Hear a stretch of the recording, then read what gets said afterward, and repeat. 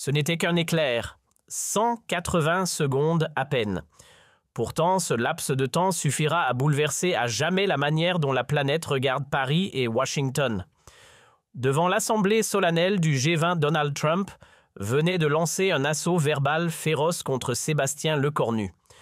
Persuadé d'avoir réduit en miettes le jeune chef du gouvernement français, il le fixait avec cette moue triomphante et provocatrice qui avait construit son image. Autour de lui, ses conseillers ricanaient, déjà certains que le Français allait baisser les yeux, balbutier des excuses ou à défaut se fondre dans le silence gêné auquel les leaders européens les avaient habitués. Pour eux, Trump venait d'asséner le coup de grâce à une Europe à genoux. Et pourtant, personne n'était prêt pour ce qui allait suivre. Ce qui devait être une réplique attendue s'est transformé en séisme diplomatique. D'un geste mesuré, presque cinématographique, Lecornu se redressa avec ce raffinement typiquement français qui tranchait brutalement avec le style frontal et rugueux de son adversaire. Son regard ancré dans celui de Trump ne vacilla pas un instant. Pas d'hésitation, pas de tremblement. Et lorsque ces premiers mots s'élevèrent dans la salle, l'air sembla se figer. Ce n'était ni une posture défensive, ni un coup porté par réflexe. C'était une frappe chirurgicale d'une précision redoutable. Pas une réponse, mais un renversement. Pas une réplique, mais un moment d'histoire. Ce fut l'instant précis où la France fit savoir sans cri, sans menace, mais avec éclat qu'elle ne plie devant personne. Pas devant un empire, pas même devant le président des États-Unis. En l'espace de 180 secondes, un homme à peine entré dans la quarantaine réussit là où des générations entières de diplomates européens avaient échoué, réduire Trump au silence, réimposer la légitimité française sur la scène mondiale et rappeler que Paris ne chuchote pas, elle parle et tout le monde écoute. Pour saisir toute la portée de ce qui s'est joué ce jour-là à Rio, il faut revenir en arrière non pas de quelques années mais de seulement quelques semaines. À ce moment-là, la France vacillait prise dans l'un des épisodes les plus tourmentés de son histoire contemporaine. Et dans ce chaos apparent, Trump flairait déjà l'opportunité, un pays affaibli, une Europe désunie, un sommet mondial, le terrain rêvé selon lui pour infliger une humiliation en mondovision à un continent qu'il méprise et à une nation qu'il adore provoquer. En ce mois de septembre 2000, la France semblait au bord de la rupture. Le pays tout entier ce n'était qu'un éclair, 180 secondes à peine. Pourtant, ce laps de temps suffira à bouleverser à jamais la manière dont la planète regarde Paris et Washington. Devant l'assemblée solennelle du G20, Donald Trump venait de lancer un assaut verbal féroce contre Sébastien Lecornu. Persuadé d'avoir réduit en miettes le jeune chef du gouvernement français, il le fixait avec cette moue triomphante et provocatrice qui avait construit son image. Autour de lui, ses conseillers ricanaient, déjà certains que le Français allait baisser les yeux, balbutier des excuses ou à défaut se fondre dans le silence gêné auquel les leaders européens les avaient habitués. Pour eux, Trump venait d'asséner le coup de grâce à une Europe à genoux. Et pourtant, personne n'était prêt pour ce qui allait suivre. Ce qui devait être une réplique attendue s'est transformé en séisme diplomatique. D'un geste mesuré, presque cinématographique, Lecornu se redressa avec ce raffinement typiquement français qui tranchait brutalement avec le style frontal et rugueux de son adversaire. Son regard ancré dans celui de Trump ne vacilla pas un instant. Pas d'hésitation, pas de tremblement. Et lorsque ces premiers mots s'élevèrent dans la salle, l'air sembla se figer. Ce n'était ni une posture défensive, ni un coup porté par réflexe. C'était une frappe chirurgicale d'une précision redoutable. Pas une réponse, mais un renversement. Pas une réplique, mais un moment d'histoire. Ce fut l'instant précis où la France fit savoir sans cri, sans menace, mais avec éclat qu'elle ne plie devant personne. Pas devant un empire, pas même devant le président des États-Unis. En l'espace de 180 secondes, un homme à peine entré dans la quarantaine réussit là où des générations entières de diplomates européens avaient échoué, réduire Trump au silence, réimposer la légitimité française sur la scène mondiale et rappeler que Paris ne chuchote pas, elle parle et tout le monde écoute. Pour saisir toute la portée de ce qui s'est joué ce jour-là à Rio, il faut revenir en arrière non pas de quelques années mais de seulement quelques semaines. À ce moment-là, la France vacillait prise dans l'un des épisodes les plus tourmentés de son histoire contemporaine. Et dans ce chaos apparent, Trump flairait déjà l'opportunité, un pays affaibli, une Europe désunie, un sommet mondial. Le terrain rêvé selon lui pour infliger une humiliation en mondovision à un continent qu'il méprise et à une nation qu'il adore provoquer. En ce mois de septembre 2000, la France semblait au bord de la rupture. Le pays tout entier était à l'arrêt, paralysé par une vague de protestations d'une ampleur inédite. Paris suffoquait, tout comme Lyon, Marseille, Toulouse, Bordeaux, aucune grande ville n'était épargnée. Les rues débordaient de citoyens en colère, réclamant des transformations profondes du système. Dans chaque secteur névralgique, les grèves se multipliaient, les métros étaient à quai, les urgences saturées, les salles de classe désertées. Pendant ce temps, le CAC 40 s'effritait jour après jour, les capitaux étrangers s'évaporaient et la dette nationale gonflait à vue d'œil sous le poids des mesures d'urgence. Un climat de crise totale où tout semblait vaciller. Au cœur de ce tumulte national, un coup de tonnerre politique fit vaciller la République. Le gouvernement Bayrou s'effondra brutalement, emporté par une motion de censure sans précédent.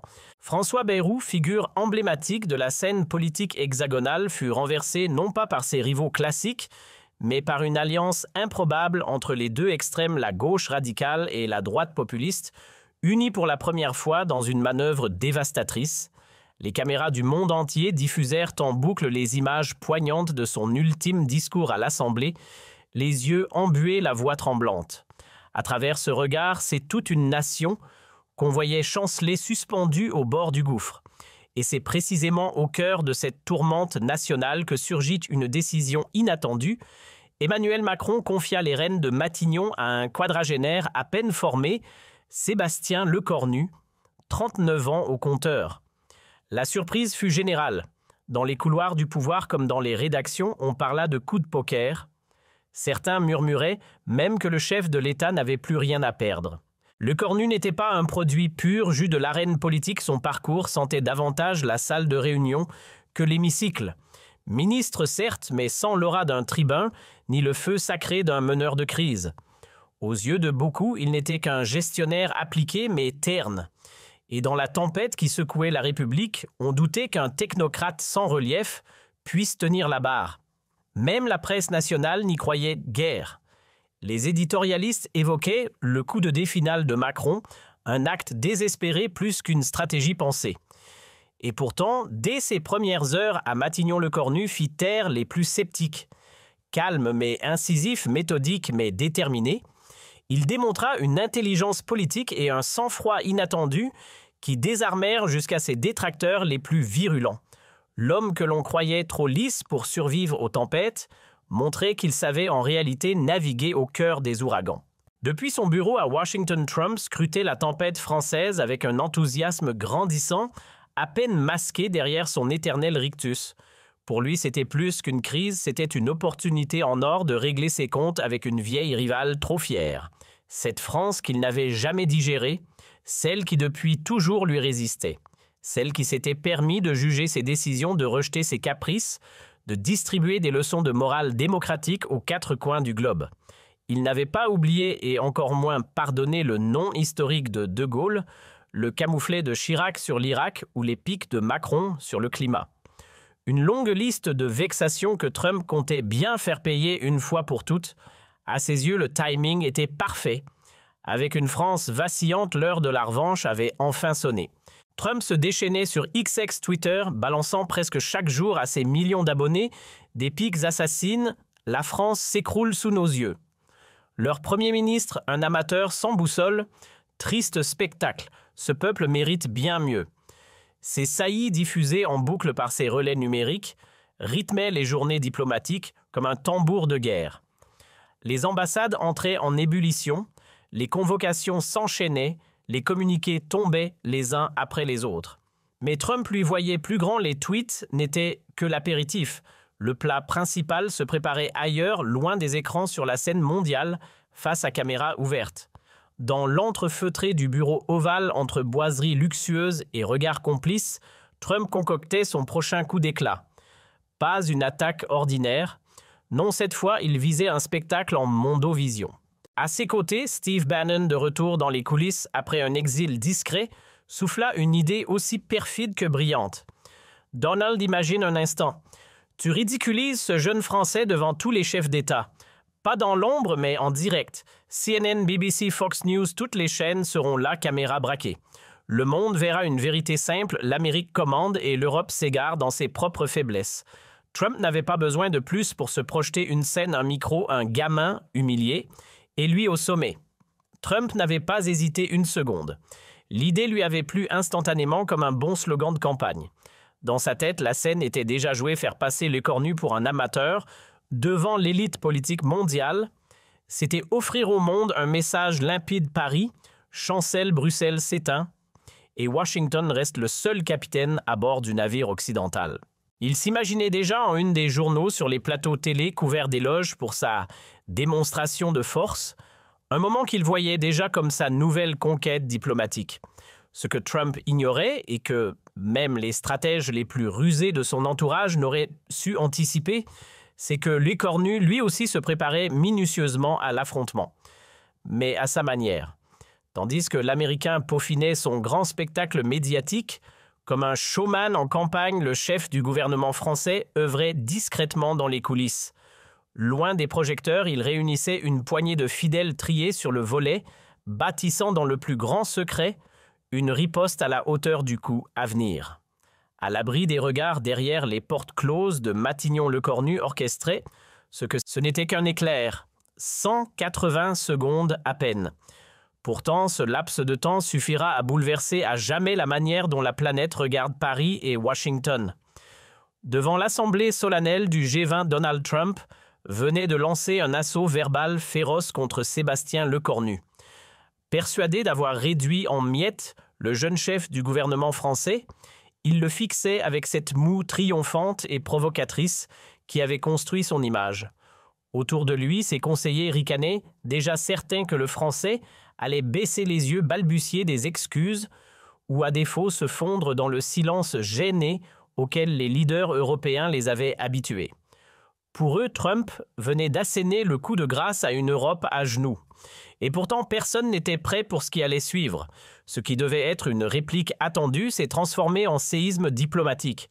D'un geste mesuré, presque cinématographique, Lecornu se redressa avec ce raffinement typiquement français qui tranchait brutalement avec le style frontal et rugueux de son adversaire.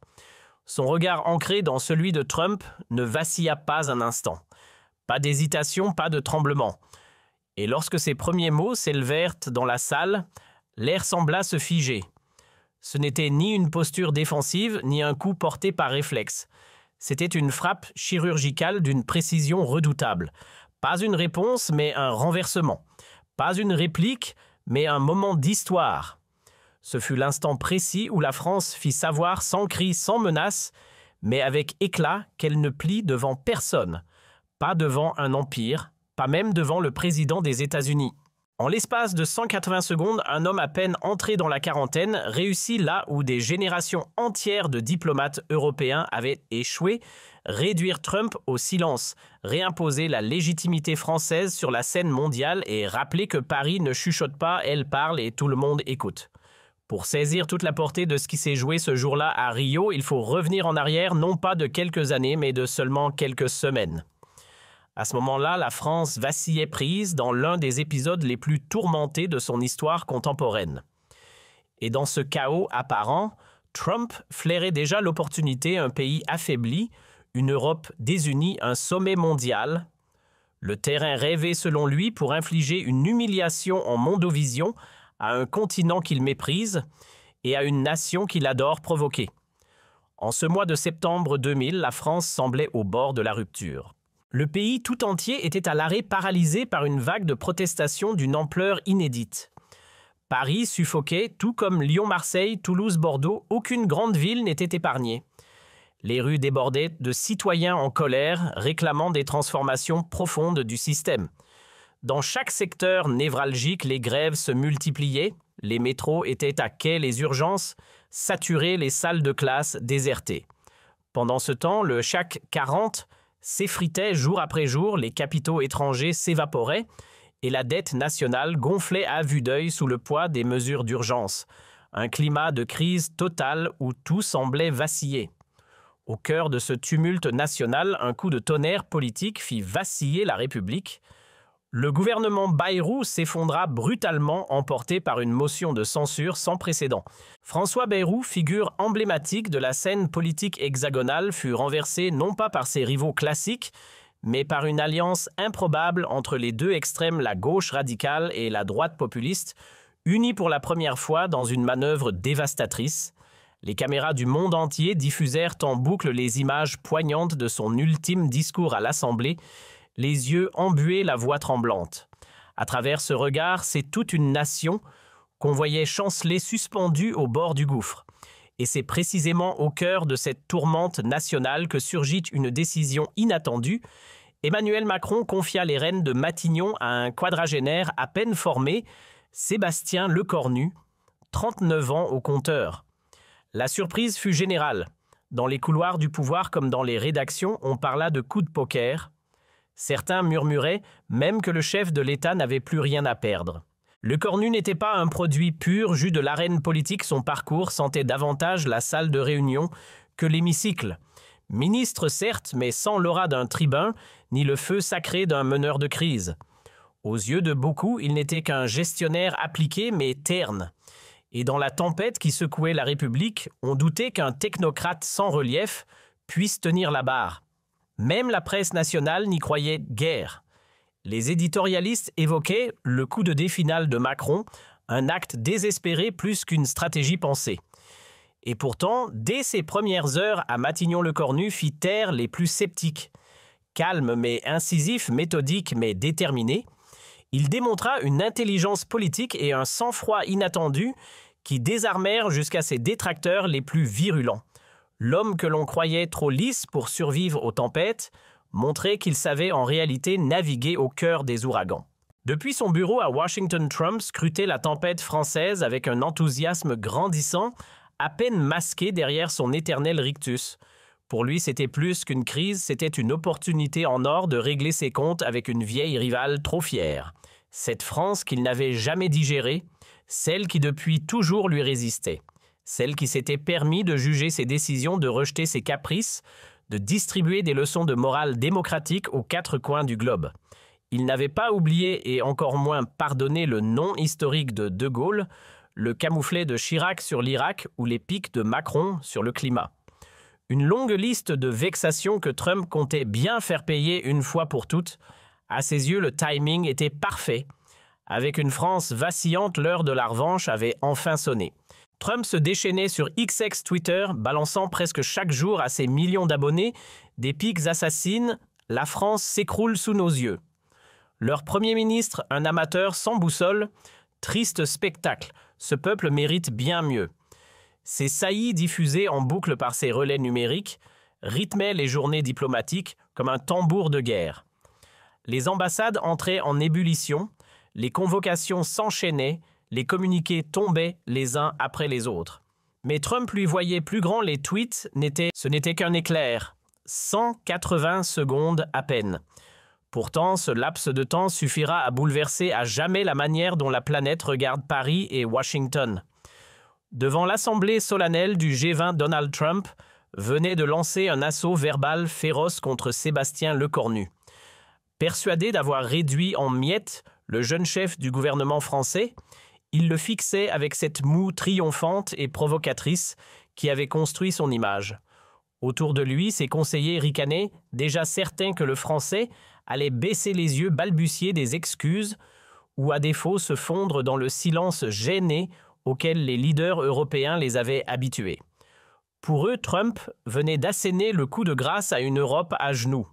Et pourtant, personne n'était prêt pour ce qui allait suivre. Ce qui devait être une réplique attendue s'est transformé en séisme diplomatique. D'un geste mesuré, presque cinématographique, Lecornu se redressa avec ce raffinement typiquement français qui tranchait brutalement avec le style frontal et rugueux de son adversaire. Son regard ancré dans celui de Trump ne vacilla pas un instant. Pas d'hésitation, pas de tremblement. Et lorsque ces premiers mots s'élevèrent dans la salle, l'air sembla se figer. Ce n'était ni une posture défensive, ni un coup porté par réflexe. C'était une frappe chirurgicale d'une précision redoutable. Pas une réponse, mais un renversement. Pas une réplique, mais un moment d'histoire. Ce fut l'instant précis où la France fit savoir sans cri, sans menace, mais avec éclat qu'elle ne plie devant personne, pas devant un empire, pas même devant le président des États-Unis. En l'espace de 180 secondes, un homme à peine entré dans la quarantaine réussit là où des générations entières de diplomates européens avaient échoué, réduire Trump au silence, réimposer la légitimité française sur la scène mondiale et rappeler que Paris ne chuchote pas, elle parle et tout le monde écoute. Pour saisir toute la portée de ce qui s'est joué ce jour-là à Rio, il faut revenir en arrière non pas de quelques années, mais de seulement quelques semaines. À ce moment-là, la France vacillait prise dans l'un des épisodes les plus tourmentés de son histoire contemporaine. Et dans ce chaos apparent, Trump flairait déjà l'opportunité, un pays affaibli, une Europe désunie, un sommet mondial, le terrain rêvé selon lui pour infliger une humiliation en mondovision à un continent qu'il méprise et à une nation qu'il adore provoquer. En ce mois de septembre 2000, la France semblait au bord de la rupture. Le pays tout entier était à l'arrêt, paralysé par une vague de protestations d'une ampleur inédite. Paris suffoquait, tout comme Lyon, Marseille, Toulouse, Bordeaux, aucune grande ville n'était épargnée. Les rues débordaient de citoyens en colère, réclamant des transformations profondes du système. Dans chaque secteur névralgique, les grèves se multipliaient, les métros étaient à quai, les urgences saturées, les salles de classe désertées. Pendant ce temps, le CAC 40 s'effritait jour après jour, les capitaux étrangers s'évaporaient et la dette nationale gonflait à vue d'œil sous le poids des mesures d'urgence. Un climat de crise totale où tout semblait vaciller. Au cœur de ce tumulte national, un coup de tonnerre politique fit vaciller la République. Le gouvernement Bayrou s'effondra brutalement, emporté par une motion de censure sans précédent. François Bayrou, figure emblématique de la scène politique hexagonale, fut renversé non pas par ses rivaux classiques, mais par une alliance improbable entre les deux extrêmes, la gauche radicale et la droite populiste, unis pour la première fois dans une manœuvre dévastatrice.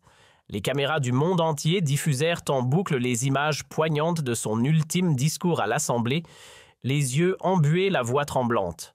À travers ce regard, c'est toute une nation qu'on voyait chanceler suspendue au bord du gouffre.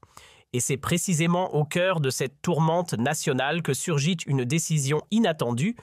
Emmanuel Macron confia les rênes de Matignon à un quadragénaire à peine formé, Sébastien Lecornu, 39 ans au compteur. La surprise fut générale. Dans les couloirs du pouvoir comme dans les rédactions, on parla de coup de poker. Certains murmuraient même que le chef de l'État n'avait plus rien à perdre. Lecornu n'était pas un produit pur, jus de l'arène politique, son parcours sentait davantage la salle de réunion que l'hémicycle. Ministre certes, mais sans l'aura d'un tribun, ni le feu sacré d'un meneur de crise. Aux yeux de beaucoup, il n'était qu'un gestionnaire appliqué mais terne.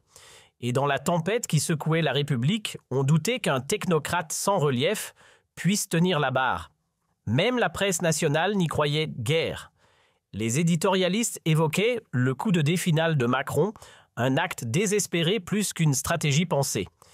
Et pourtant, dès ses premières heures à Matignon-le-Cornu fit taire les plus sceptiques. Calme mais incisif, méthodique mais déterminé, il démontra une intelligence politique et un sang-froid inattendu qui désarmèrent jusqu'à ses détracteurs les plus virulents.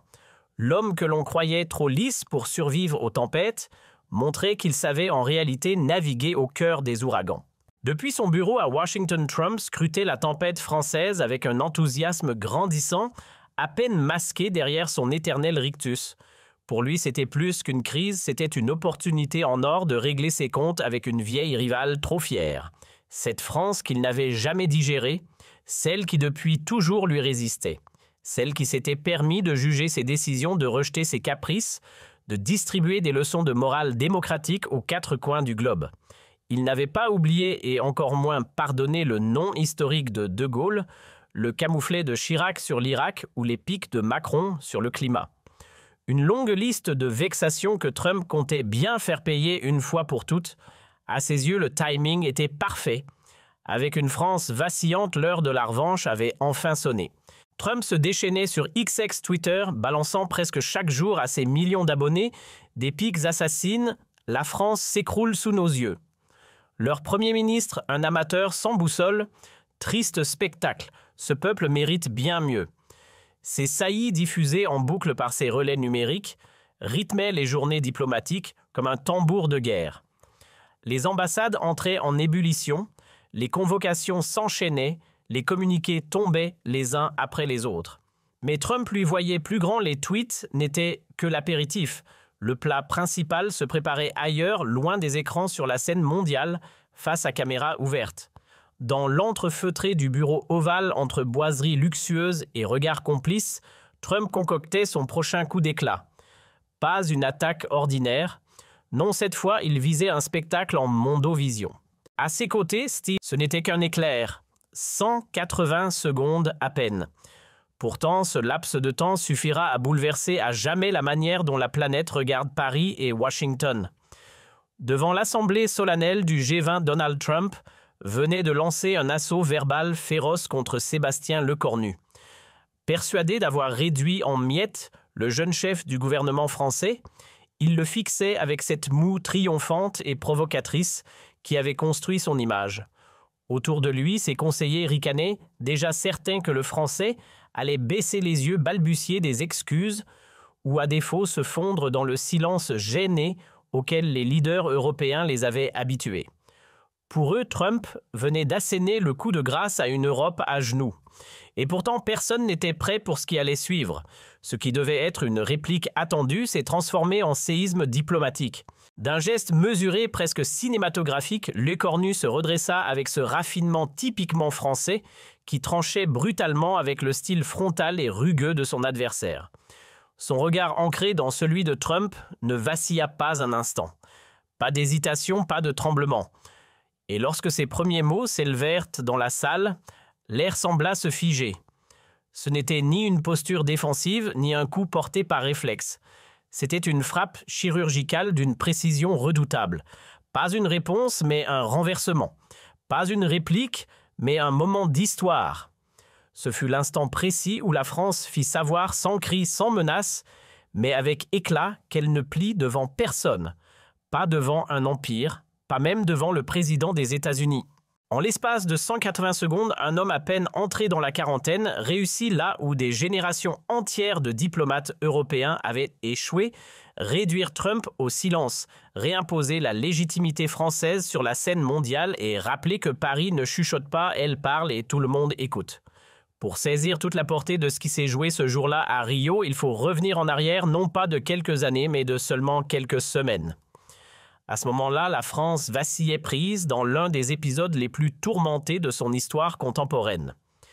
Et dans ce chaos apparent, Trump flairait déjà l'opportunité, un pays affaibli, une Europe désunie, un sommet mondial. Le terrain rêvé selon lui pour infliger une humiliation en mondovision à un continent qu'il méprise et à une nation qu'il adore provoquer.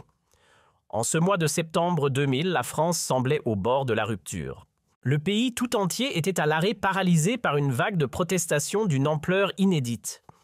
Paris suffoquait, tout comme Lyon, Marseille, Toulouse, Bordeaux, aucune grande ville n'était épargnée.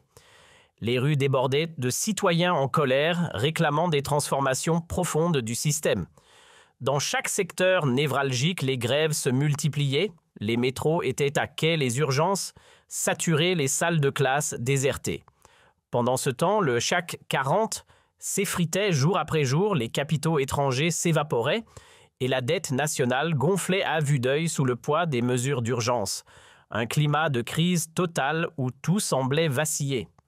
Au cœur de ce tumulte national, un coup de tonnerre politique fit vaciller la République. Le gouvernement Bayrou s'effondra brutalement, emporté par une motion de censure sans précédent. François Bayrou, figure emblématique de la scène politique hexagonale, fut renversé non pas par ses rivaux classiques, mais par une alliance improbable entre les deux extrêmes, la gauche radicale et la droite populiste, unis pour la première fois dans une manœuvre dévastatrice. Les caméras du monde entier diffusèrent en boucle les images poignantes de son ultime discours à l'Assemblée, les yeux embués, la voix tremblante. À travers ce regard, c'est toute une nation qu'on voyait chanceler suspendue au bord du gouffre. Et c'est précisément au cœur de cette tourmente nationale que surgit une décision inattendue Emmanuel Macron confia les rênes de Matignon à un quadragénaire à peine formé, Sébastien Lecornu, 39 ans au compteur. La surprise fut générale. Dans les couloirs du pouvoir comme dans les rédactions, on parla de coup de poker. Certains murmuraient même que le chef de l'État n'avait plus rien à perdre. Lecornu n'était pas un produit pur, jus de l'arène politique, son parcours sentait davantage la salle de réunion que l'hémicycle. Ministre certes, mais sans l'aura d'un tribun, ni le feu sacré d'un meneur de crise. Aux yeux de beaucoup, il n'était qu'un gestionnaire appliqué mais terne. Et dans la tempête qui secouait la République, on doutait qu'un technocrate sans relief puisse tenir la barre. Même la presse nationale n'y croyait guère. Les éditorialistes évoquaient le coup de dé final de Macron, un acte désespéré plus qu'une stratégie pensée. Et pourtant, dès ses premières heures à Matignon-le-Cornu fit taire les plus sceptiques. Calme mais incisif, méthodique mais déterminé, il démontra une intelligence politique et un sang-froid inattendu qui désarmèrent jusqu'à ses détracteurs les plus virulents.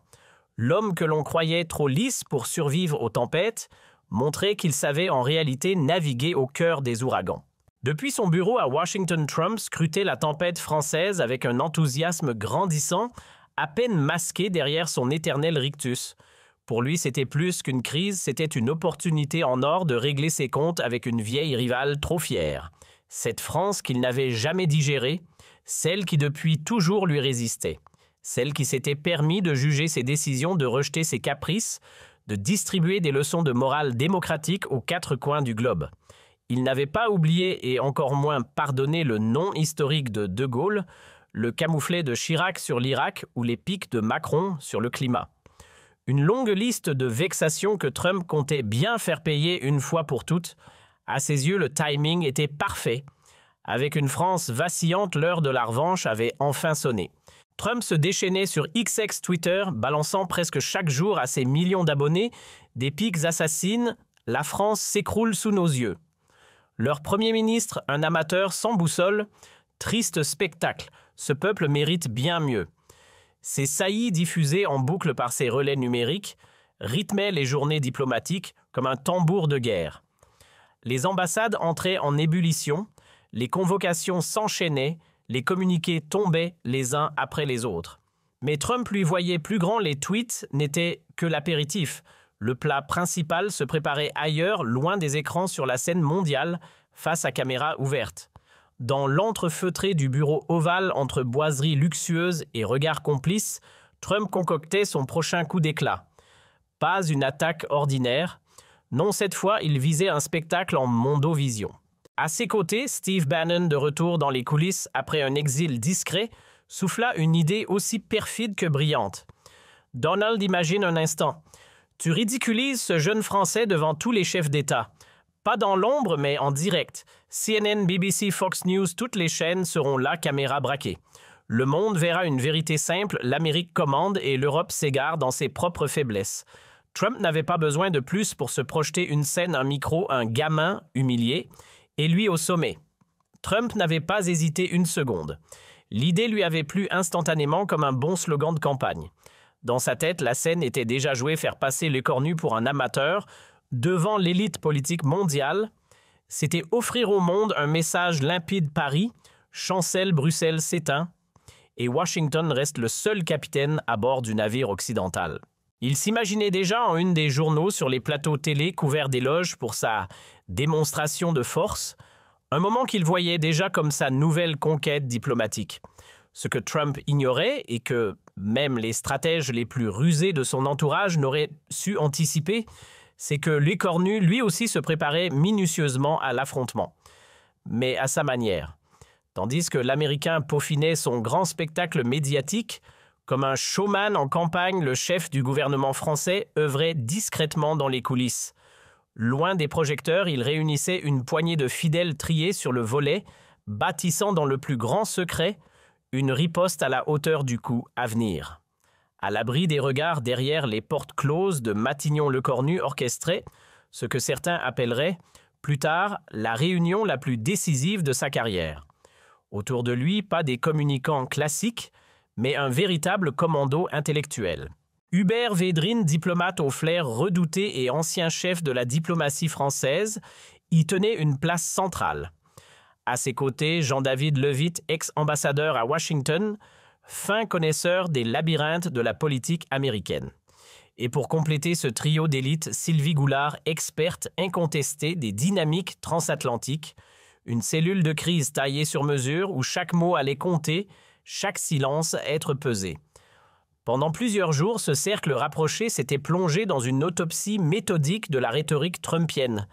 Discours après discours, ils avaient disséqué chaque contradiction, chaque posture agressive, chaque contre-vérité, martelée par le président américain. Rien n'avait été laissé au hasard, tweets, interviews, déclarations publiques, tout avait été scruté à la loupe pour déceler la moindre faille dans son blindage médiatique. Un soir, alors que la nuit tombait sur Matignon, Hubert Védrine prit la parole d'un ton posé. « Monsieur le Premier ministre Trump n'a ni stratégie claire, ni vision à long terme. Ce qu'il manie, c'est l'improvisation brutale. Il frappe fort vite et espère que l'autre chancelle. Mais il a un talon d'Achille, il perd ses nerfs quand on lui oppose calme, rigueur et lucidité. Si vous restez précis, si vous retournez ses propres armes contre lui avec sang-froid, il vacillera. » Et c'était précisément le plan de Lecornu.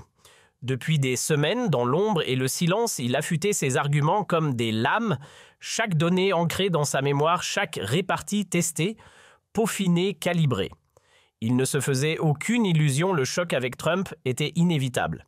Mais dans son esprit, il ne s'agissait pas simplement d'un exercice de style diplomatique, c'était une affaire d'honneur national.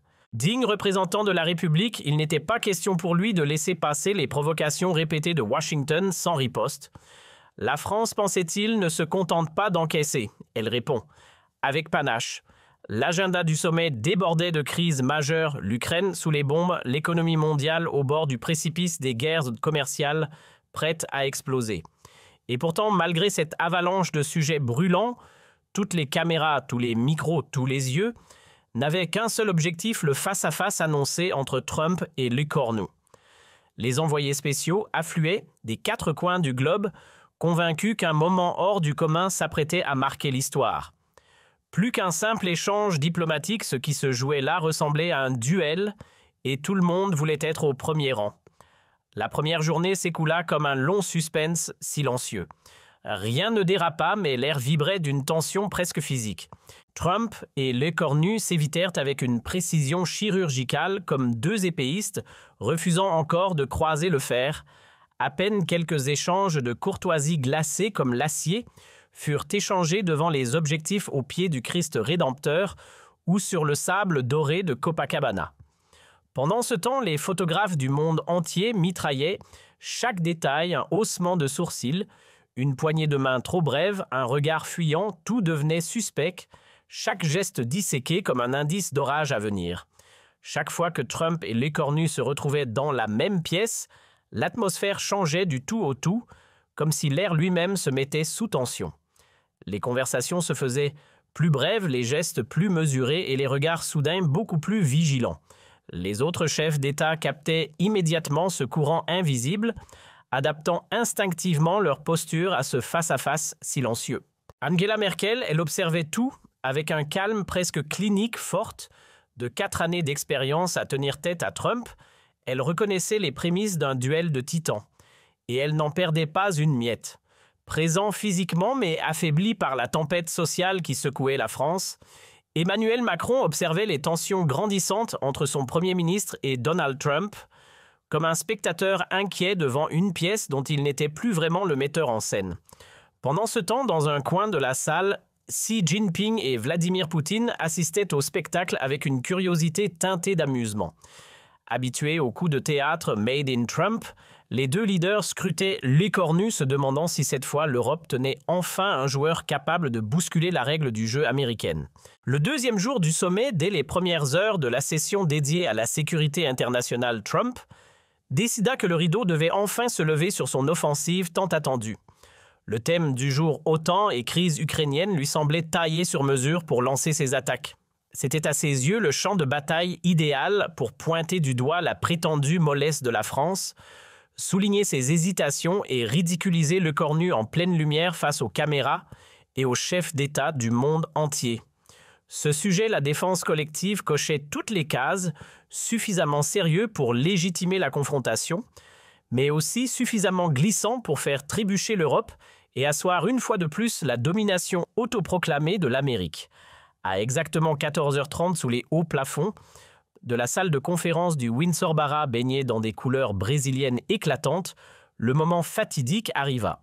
L'ordre alphabétique implacable, comme toujours, donna la parole à Donald Trump.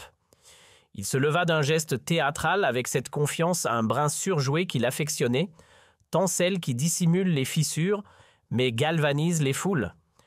Ce jour-là, il arborait son uniforme habituel, costume bleu nuit impeccable, cravate rouge sang, et ce sourire carnivore qu'il réservait aux affrontements les plus délectables. Tout autour de lui, les 19 autres chefs d'État ainsi que les émissaires de l'Union européenne suspendirent leur souffle, car tous savaient que Trump devenait véritablement redoutable lorsqu'il croyait tenir son adversaire par la nuque. Il entama son intervention avec les habituelles formules de façade, un appel solennel à l'unité sacrée de l'Occident, face aux menaces globales, un discours lisse et convenu. Mais comme toujours, lorsqu'il préparait une estocade bien placée, son ton se mua progressivement. Fini le consensus mou, sa voix se fit plus acide, ses propos plus incisifs et ses cibles, soudain beaucoup plus nettes. Il adopta alors ce phrasé si reconnaissable, mélange d'arrogance moqueuse et de théâtralité agressive qu'il utilisait jadis dans ses rassemblements électoraux pour démolir ses opposants sous les vivas d'une foule en délire. Certains en Europe, lança-t-il en plantant ses yeux dans ceux de Lecornu, semblent avoir perdu de vue ce que veut dire en vrai faire partie d'une alliance comme l'OTAN ou défendre sérieusement la démocratie. L'attaque n'avait rien de subtil, c'était un missile diplomatique à tête chercheuse, clairement programmé pour Paris. On observe des capitales où l'on tergiverse sur l'aide à l'Ukraine où les armes arrivent au compte-gouttes, où l'on croit qu'un discours tiède remplacera l'action résolue. Sa voix monta d'un cran, et pendant qu'ils s'enfoncent dans l'inaction, leur gouvernement se disloque, leur économie tangue, et leurs citoyens, eux, battent le pavé parce qu'ils ont cessé de croire en ceux qui les dirigent. C'était une salve en pleine poitrine, directement adressée à Lecornu et à la France chancelante. Trump, visiblement dans son élément, s'en donnait à cœur joie. Peut-on vraiment miser sur des alliés qui peinent déjà à tenir leur propre maison ? Lança-t-il avec un sourire narquois. Comment faire confiance à une nation dont les dirigeants défilent plus vite qu'une mode sur TikTok ? Il s'interrompit un instant, laissant le silence amplifier la gifle. L'Amérique, elle n'a jamais failli. C'est elle qui a arraché l'Europe aux griffes du nazisme. C'est elle qui l'a gardée à l'abri pendant la guerre froide. Et aujourd'hui encore, c'est elle qui assume l'essentiel du bouclier occidental. Pendant que certains multiplient les discours creux, nous nous faisons le boulot. Aucun doute, dans le sous-texte, les États-Unis dictaient encore les règles du jeu, et la France, dans cette narration, n'était plus qu'un figurant essoufflé. Trump, convaincu d'avoir planté le drapeau de la victoire en terrain conquis, se laissa tomber sur son fauteuil avec cette moue satisfaite d'un showman, persuadé d'avoir volé la vedette. Dans l'Assemblée, l'air était devenu lourd, presque figé. Les regards s'égaraient. Certains baissaient les yeux mal à l'aise face à la brutalité de l'attaque. D'autres, plus cyniques, guettaient déjà la riposte tricolore comme on attend un rebondissement au théâtre. Et Lecornu imperturbable. Pas une ride ne bougea sur son visage. Ni crispation, ni haussement de sourcils, rien. Il griffonnait calmement dans son carnet comme s'il assistait à une conférence soporifique et non à un tir croisé en règle. Une statue de sang-froid. Trump, sûr de son effet, s'attendait à voir Lecornu bafouiller, rougir ou au mieux se lancer dans une justification bancale. Mais ce qu'il vit le prit totalement à revers. Lorsque le modérateur ouvrit la parole à d'éventuelles réactions, le chef du gouvernement français leva la main avec une sérénité déconcertante. « Président Trump », lança-t-il d'un ton clair, presque cordial, « merci pour ce rappel passionné des exploits militaires américains. Je me permettrai à mon tour une petite piqûre de mémoire. » Trump plissa les yeux. Il n'aimait pas ce calme insolent. Il attendait de la panique, il recevait du contrôle. La voix de Lecornu, loin d'être agressive, dégageait une solidité tranquille. Et cela commençait sérieusement à l'énerver. « Vous aimez citer 1944, Monsieur Trump », commença Lecornu en se redressant lentement, la voix posée mais tranchante. « C'est une date que vous évoquez souvent avec un certain lyrisme patriotique. Permettez que je complète un peu le tableau. » Un silence s'installa dense, presque solennel. « Oui, les États-Unis sont intervenus en Europe en 1944, c'est exact, mais détail souvent oublié dans vos discours, la guerre, elle avait éclaté en 1939. Ce qui veut dire que pendant près de 5 longues années, pendant que Londres était bombardée et que Paris tombait l'Amérique, observait. Sa voix ne montait pas d'un ton, mais chaque syllabe frappait comme une gifle polie. L'élégance française venait de dégainer. Et pendant ces 5 années de silence américain, vous savez qui refusait de plier, lança Lecornu en avançant légèrement vers le centre de la salle.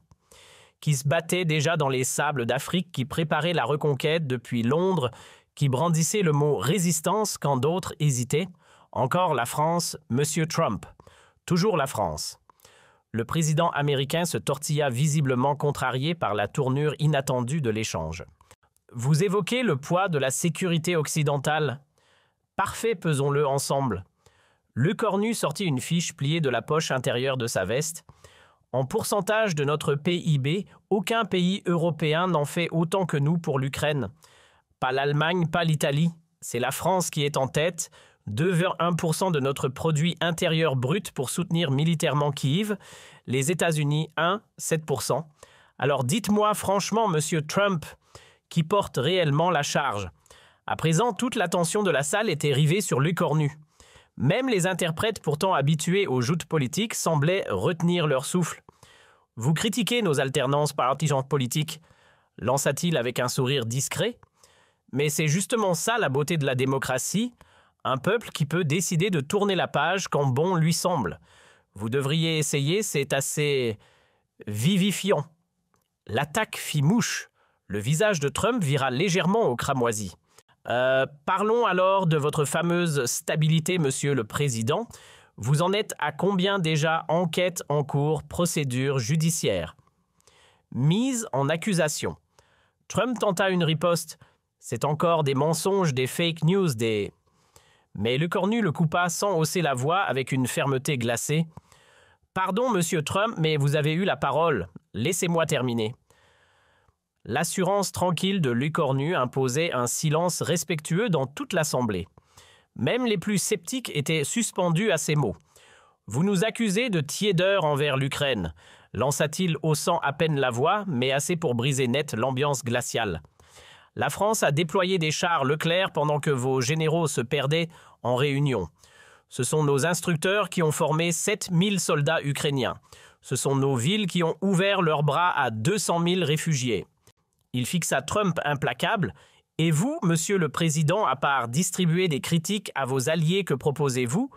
Qu'avez-vous fait concrètement ces derniers mois ?» Un mutisme pesant tomba. On aurait pu entendre une mouche voler.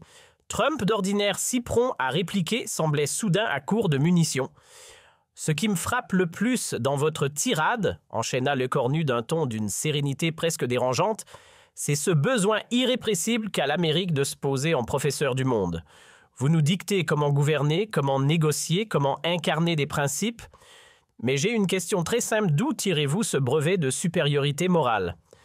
Trump, piqué au vif, tenta une réplique. « L'Amérique, c'est le phare du monde libre. » Lecornu ne le laissa pas finir. Avec un demi-sourire glacial, il le coupa net.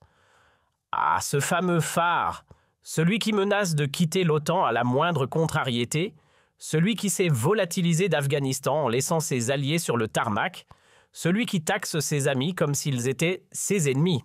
Voilà donc votre vision du leadership. Fascinant. » Un moment charnière presque théâtral. Autour de la table, les chefs d'État se lançaient des regards incrédules.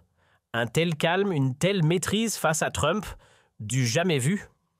Vous savez, monsieur